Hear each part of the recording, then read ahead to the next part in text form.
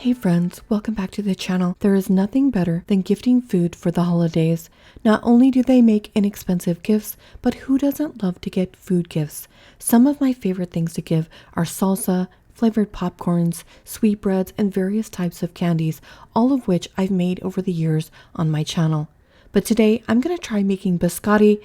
I think it would make a wonderful food gift. I'll also try a new sweetbread and show you this granola recipe that's better than anything you can buy in the stores.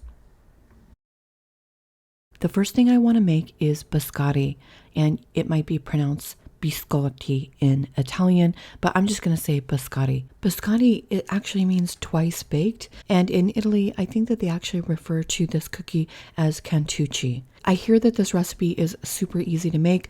I'm going to go ahead and start by getting my oven preheated to 375 degrees. There are lots of different kinds of biscotti, but my favorite are the vanilla almond. Some people use almond extract or an anise extract, but I don't really care for the anise flavor.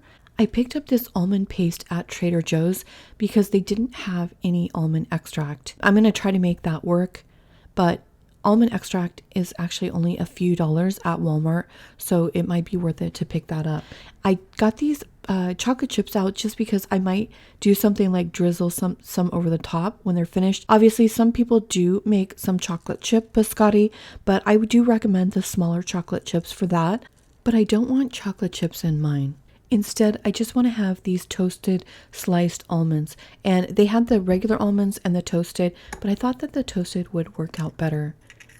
I'm just a little bit concerned that they might be too toasted with my roasting in the oven, so we'll see, I guess, by the end of the video whether that was a good idea or not. All right, I'm going to start with 3 eggs. I'm just going to slightly beat these. And then I'm going to add a cup of oil, which does seem like a lot of oil, but this is going to make a ton of biscotti. And then I'm adding 1 cup of sugar, which is also sounding like a lot of sugar, but again, it's a large batch here. And then I'll just whisk those together. And then I've never used almond paste before, and so this is so foreign to me, but I do love almond pastries so much. So now that I've purchased this, I'm wondering if I should try to make something else with this too. My idea is I'll just try to melt this and then maybe add a little water and then add this to my dish. You know, I thought that this might melt down and become much softer, but it didn't, so adding the water did the trick. I also forgot to set out my vanilla. Like I said, the one at Starbucks has vanilla in it, and it actually doesn't have almond extract in the Starbucks recipe, but it says that it has natural flavors. So I'm not sure exactly what that means.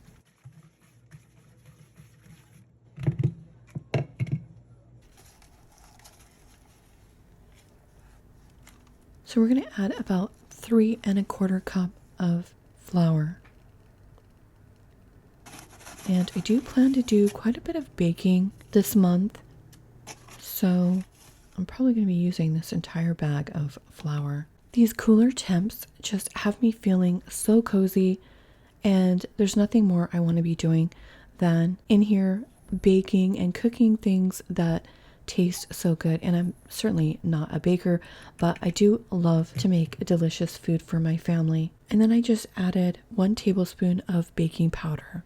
And one of the recipes that I was looking at didn't call for salt, but I think that my palate would not appreciate eating anything that doesn't have at least a dab of salt. So I did add a 1/2 teaspoon here, and I think it'll just help to accent it, but it's not going to give it a real saltiness because, again, this is a big batch of cookies. And now I'm going to add my flour into the wet ingredients. This is also one of those recipes where if you have a mixer, it's going to be super helpful because this dough does get super firm because of all of the flour that we have to add in there. In fact, I was looking at the mixers on the Black Friday deals. I noticed that Dash has a mixer and it's much more affordable than the KitchenAid. But I don't know, I've spent so much money lately. I didn't even tell you guys, when I took my vacation, I took a week, about, I don't know, 2 months back now. Anyway, I had this issue with my car, and that cost me like $700. And I was so worried that I was going to have to get another vehicle, or it was like a huge transmission problem. But it ended up being okay, and I felt like it was a blessing, actually, in the end, that it happened to me when I was on my vacation, and also that it wasn't worse than it was. If any of you have that Dash mixer, let me know what you think of it.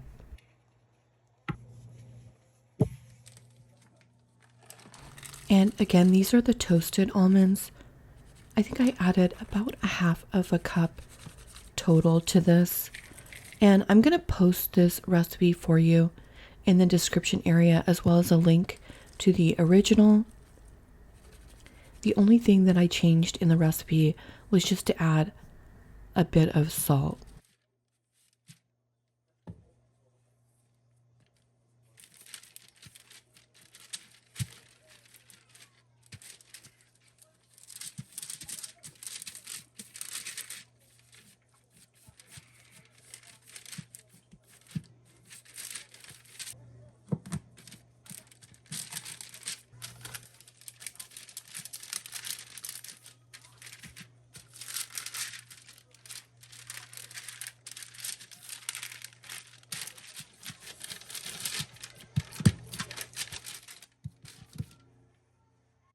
These are supposed to be about a 1/2 inch thick and about 2 to 3 inches wide. So I think that this is a little bit wide in some areas. I think what I'll do is I'll go ahead and cut off an area and then just make a third log with the extra. And unfortunately, I can't find my second silver pan, so I'm not sure where that went to. But these are about perfect now. I guess I'll just have to cook these in 2 batches. I still can't find some things. Still not completely unpacked. The recipe calls to cook this at 375 for about 25 to 30 minutes, and this was after 25 minutes. My only concern was it was looking a little bit dark on the bottom. So one side is going to have the dark and the other side is not. So it's just not going to be as uniform as I would like. Now I'm just going to cut these on the diagonal. And these are twice baked cookies, and that's what gives them that dense and crunchy consistency. And then we'll cook them for another 6 minutes on each side, just to make sure that it gets extra crispy, because biscotti is supposed to be very firm. Because if you're like me, you like to dip your biscotti in your coffee. And I'm sure the level of firmness is a matter of taste. I know the one at Starbucks is quite dense and very, very firm. So I guess how long you cook it is going to be up to you. This is delicious. It passes the taste test. So I am excited about that because it has just the perfect level of sweetness for me. And since this is the first biscotti I've ever made, I wasn't sure how thick these slices should be. But now, having made it, I will say that I think I like them a little bit thinner. So I think they look a little bit better and more uniform when they're just thinner. And now I'm going to put these back in the oven for 6 minutes.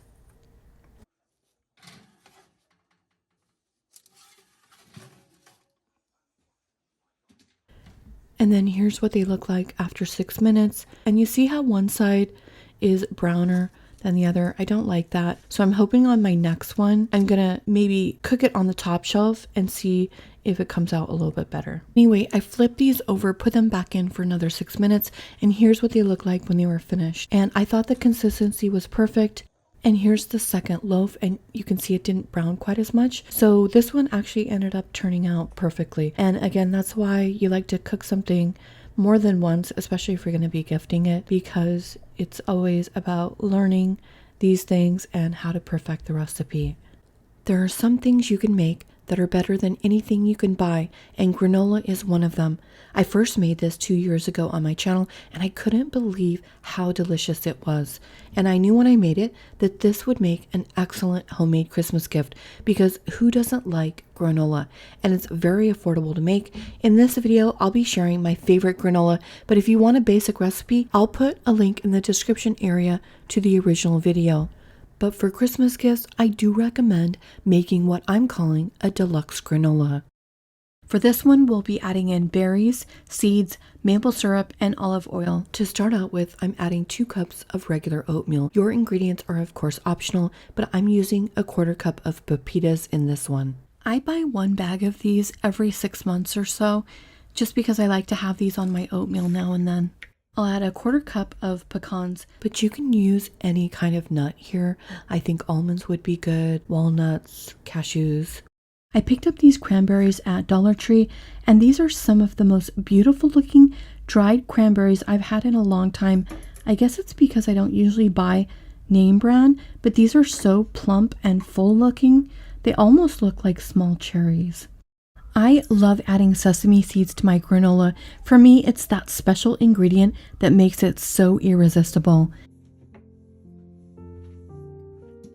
For this one, I dissolved 2 tablespoons of brown sugar in 1/4 cup of maple syrup, and then I added 1/4 of a cup of olive oil and 1 teaspoon of vanilla. And this is the mixture I'll pour over the oats.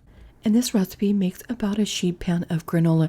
So if you want a large batch for Christmas gifts, you might want to double or even triple this recipe.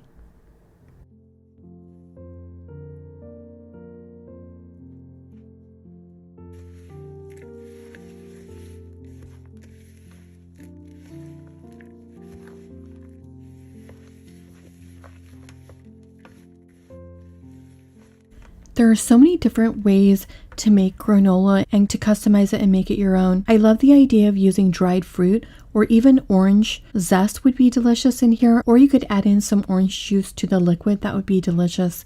Some people like cinnamon, but I'm kind of picky about my cinnamon and which recipes I like it in. I don't care for it much in granola. Also, I like the idea of adding in little pieces of dates. Really, anything chewy is going to be good here.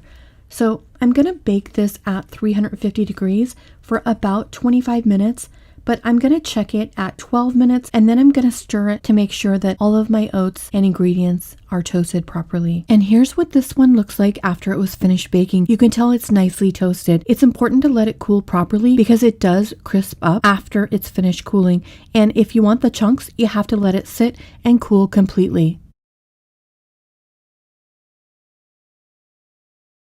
It looks like it's set up nicely, and it's forming nice chunks, so that's good.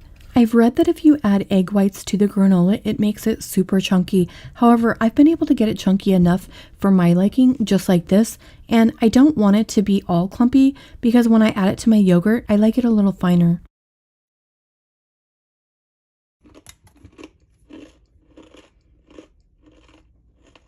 This one definitely has more moisture with that added oil and maple syrup. And this one also had the chewy factor with the cranberries, and those name brand cranberries are really good. I don't even think I used 1/3 of the package from Dollar Tree in this mixture. The pepitas in this are beautiful. I don't think myself personally that they add a lot into the flavor necessarily, but the sesame seeds for me make this binge worthy. I literally can't stop eating this granola. It is so good, and sesame seeds are relatively inexpensive and they're really good for you. You just can't buy anything that tastes this good that's pre-made in the stores, and an added bonus is that it only costs a tiny fraction of what you can buy it for. I love to give food gifts, not just at holidays, but any time of the year, and this granola would be perfect for that. At every holiday season, I like to make some kind of sweet bread. And this year, since I didn't get to bake as much as I wanted during November, I'm still craving pumpkin. So I thought I would try making a pumpkin sweetbread. I know they're popular, but I don't think I've ever made one on the channel. I found a recipe on All Recipes, and it's called DOWNEAST MAINE pumpkin bread. It has over 11,000 reviews and it's very highly rated. So I thought that would be a really good recipe to try. So I'm starting this out with 3.5 cups of all-purpose flour. The recipe called for 3 cups of sugar, which I already know about the max I want per loaf. And by the way, this makes 2 loaves, and I just can't do more than about a 3/4 of a cup. So I did a total of 1.5 cups of sugar. The original recipe calls for 3 cups. If you want to, go ahead and do that. I just can't do it. I'm making this loaf for myself to eat, but if I was making it to gift, then I think I would use more sugar. And that's just because I think typically most people do eat more sugar than I do. And then I went with 2 teaspoons of baking soda and 1.5 teaspoons of salt.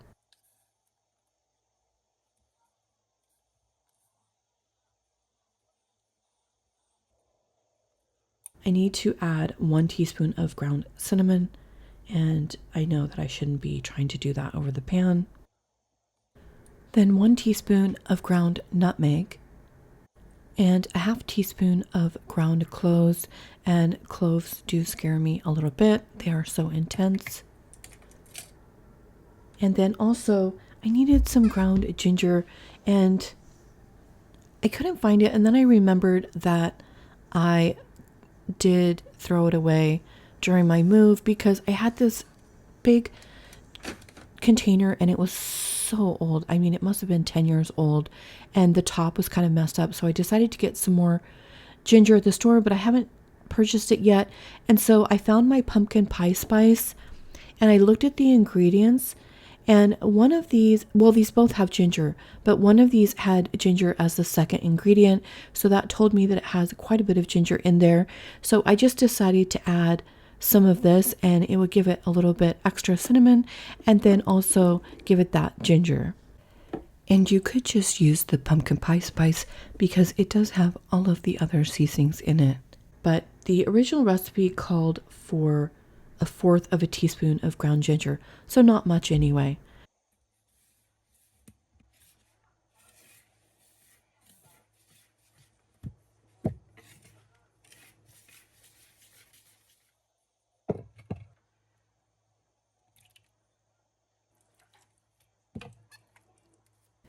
And then for the wet ingredients, we have 4 eggs, 1 can of pumpkin, 1 cup of oil, which I know sounds like a lot, but it's going to give moisture to the cake. And then we have 2/3 of a cup of water. And then we're just going to blend that and then mix our wet and dry ingredients together. And I forgot to put my wet ingredients in the larger bowl, so I just had to swap those around, which I do sometimes forget, but it's better to have the wet in the larger bowl, and then you can blend the flour mixture into that. And this recipe is enough to make 2 loaves. I just love sweetbreads. They are almost foolproof. I've never made a sweetbread that wasn't delicious. This year, I discovered an author that I really have been enjoying, and her name is Francine Rivers, and I'm reading a book from her right now. It's called Her Mother's Hope. In the book, there's a character named Marta, and this book just follows her life, and it starts in about the 1900s. She travels all over and works at these various hotels and boarding houses, and she learns their prized recipes and collects them all in a journal. And I've been thinking when I was reading it, just how valuable collecting recipes would have been back in the 1900s. A person could have made a living just off of having those recipes. Today we have recipes at our fingertips with the internet, but back then people were limited in the types of meals that they cooked and the amount of recipes that they owned, and many of those were passed down through generations. But anyway, she is a good author, so if you're looking for a good read, you should check her out. This would be delicious with some walnuts added in, but I am currently out, so I'm just going to make it without nuts.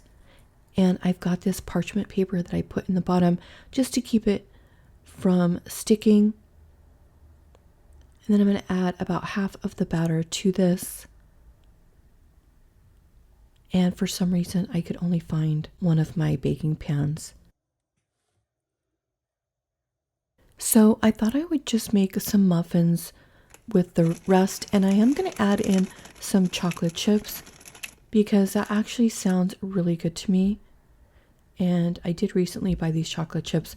My son has been eyeing these though. He loves chocolate chip cookies. So I think I'm going to make him some chocolate chip cookies very soon.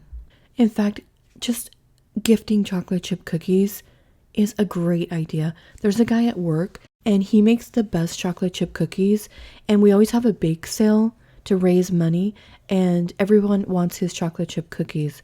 So a person really can't underestimate cookies. So I'm going to cook these at 350 degrees, and the bread has to cook for about 50 minutes.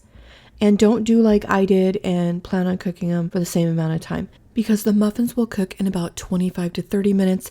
And my bread actually took a little longer than 50 minutes because I did insert a toothpick in the middle and it did come out wet. So I put that back in for another 5 or 6 minutes until it was completely done. But anyway, when you overcook your muffins, it is going to make them less moist. But I did have a lot going on and these were still delicious. And the Down East Maine pumpkin bread turned out perfect. It was super moist and I felt it was perfectly seasoned. I also felt like it had plenty of sugar. I asked my son just to make sure, and he also thought that he wouldn't have added any more sugar. I went by Starbucks and picked up one of their biscotti just to see the difference between theirs and mine. And I guess I was being a little too hard on myself about the browning of the bottom, because the one at Starbucks was actually even browner than mine and even crispier. So I guess you want to have it quite crispy. And also they had some better placement of their nuts on theirs, which you could probably find a way to do to push the nuts into it after slicing it, just to make it look a little bit more beautiful.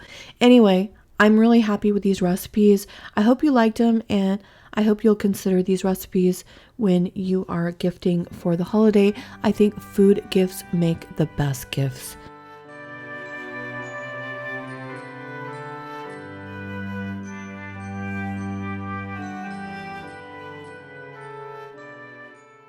And that's it for this week's video. Thanks so much for watching. I'll see you in the next one. Morning has broken, my windows are open. Wanna feel the wind blow through my hair.